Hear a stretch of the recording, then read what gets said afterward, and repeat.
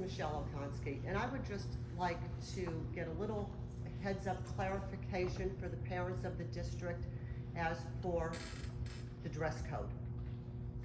What will be happening? People are starting to go school clothes shopping. Are we gonna be requiring see-through backpacks? Yes. No hoodies? You know, there's a lot of rumors flying around that the parents would really like to have answers to now and not 3 weeks before school starts. So if Chairman, you can please clarify that? Yes. Mr. Chairman, I can have the floor? Right. Okay, so the purpose of having this meeting earlier on, normally we don't have a July meeting, was specifically for the safety regulations of not only the dress code, but the cell phone policy. So tonight I wanted this Board of Education, to take one final look at the draft that the administration had crafted. They have approved. They did ask me for one slight change, and that will be done tomorrow, and then we will post this to the website. I will be in touch with you personally because I know you're a community advocate, so I will get this to you at some point before the week's end, okay? And another thing that I would like to bring to the whole board's attention, and Mr. Barrett, Dr. Kopko, I've spoken with you before about this, is where is the district on updating security in these schools? Now, the rest of the board is not aware of what happened, but I am going to make you aware now. A week after the Uvalde shooting, my daughter came to the high school. Now, she's the 2021 graduate of this school. She rang the front doorbell. Somebody asked her, "Can I help you?" She said, "I'm here to see a teacher." The door unlocked. She walked into the front, nobody there to see her, and she walked freely through this whole building without being questioned, with also another graduate from this school. Now, mind you, they are harmless kids, but what if it was somebody else? That is absolutely terrifying. Any staff in this building, because the kids only had half a day, this was on June 3rd, could have been slaughtered if it was somebody out with a vengeance. It was completely irresponsible. And it's terrifying. As a parent, a grandparent with a child in this school, for the safety of our staff, our faculty, and every student, safety should be the #1 priority, then education. Chairman, could I have the floor? Yeah. Okay, I would be glad to speak as to what we just conducted, not only last night, but again today for several hours, was hardening the surfaces of the building from bulletproof vestibules to just concluding the decision to hire a district police force. So there will be somebody armed in every building at this point. So this was just authorized this evening, so this administration is going to begin to move on this immediately. And so this has not fallen upon deaf ears of yourself. This board has taken this very, very seriously and implored me to make sure this gets done for the start of school. I just want to say, if I can, Michelle, board member Matt Reddick put an awful lot of time in terms of forming an in-school police force, and that's going to happen, and thank you, Mr. Reddick, for putting the time in. I mean, I appreciate that, and I'm sure all the parents appreciate for the safety of everyone involved. But I just wanted to bring that incident to the attention of the full board and not just to select members. Thank you. Thank you. Thank very you. much. Appreciate it. That it?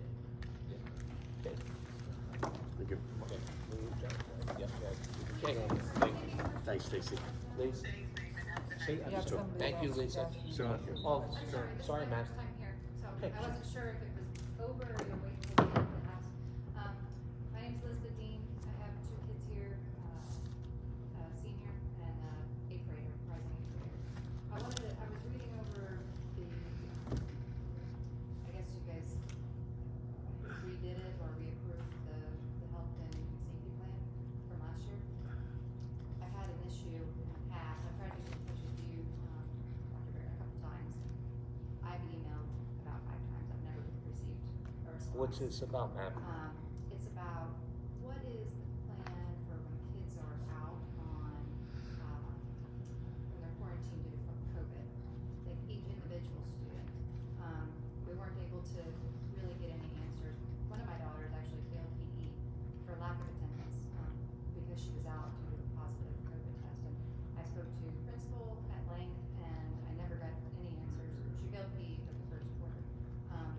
And you've emailed me individually? I have, yep. Okay, all right. Well, that's unlike me, and Mrs. Kitchen never missed something like that, but, nonetheless. But is there a plan, so when I called to get an update on, how can we get work, how can we get, Yes, the so lessons, when you anything report, going on? yes, so, we send out a weekly text of positive cases, okay? With that being said, we had requested, put on our website for positive case submissions. Once a parent submitted a positive case submission, at that point, that should have prompted either a guidance counselor or a staff member to reach out for work for that period of It's time. happened twice last year. The first time, I filled out the form, and I kept getting these letters that says, your child's been absent too much. So I called What multiple schools? times. Here. at The high school? area Both kids were at the high school? Yes. And so even at the end of the year, I got another letter that said, your child has been absent for more than 7 days. And so I called back again, and I said, this should have been, I've already called 3 times and taken care of this. It just didn't seem like, the second time I called, I think there was an in-between with the school nurse or something. There was an issue with the school nurse and the COVID-19 tracking. It was incredibly, and it's still incredibly frustrating, because I finally did get in touch with one of the guidance counselors, but there really wasn't anything done. My kid still failed PE because she wasn't in class because she was at home. And so I was reading over the health and safety guidelines and about how there should be something that's addressing how you're gonna have a continuity of education for the kids, and not just reporting COVID and preventing COVID transmission in class and stuff like that, but an actual plan for, when the kids are out of school, they can't get the lesson. So yes, they can go online to Google Classroom and try to get the assignments, but like, let's say math. You have a kid who's in calculus, my daughter's in, calculus. If she's not in class to learn the stuff, she can't do the assignments that are available on Google Classroom. But I never got any guidance about how we could go about alleviating that. My kids they're hard workers and they want to come to school, but they have COVID or they've been exposed to someone who has COVID, and there's not a plan to ensure. When my youngest daughter got to go back to school, it was the end of the quarter. The next day was when their grades were due. So it was like, sorry, half the teachers said, well, we're just not gonna make you make up the work. And then for PE, she just failed. So each daughter was out 7 days? No, actually, the first time, one of my daughters had it, so she was out for, I think, the 7 days. My other daughter never got it, so she had to be out the whole time when my positive daughter was out, plus the Longer, additional close, 10 days. first contact. Can we do this? Would it be okay if Superintendent Barrett followed up with you personally and directly tomorrow? It would, but I think the bigger picture here is that my kids, they are able to catch up. But for any students who are out, who are not gonna be able to catch up, that's a really big hit. Sure. Being out of school for 10 days and not Sure. having any access to the lessons or the lesson plans, I think that's a big deal. Like, Sure. it's one thing to write something on paper, like it's one thing to have somebody at the door who looks like somebody securing the building, but in reality, it's just a thing to look at to make it seem like we're doing what we're supposed to do. But when you buzz somebody in the door without actually doing anything, it's, I don't know. Well, you're the first needs to one. be more You're the plans. first one that I've seen all year come to the board on.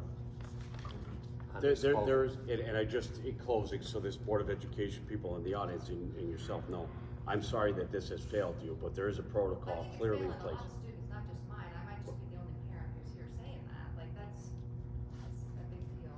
Like, they've had it tough, but we need to make sure that we can continue then their education while they're out so they can be We successful. have to stay here for one of the next. Well, I thank you very much. Thank you.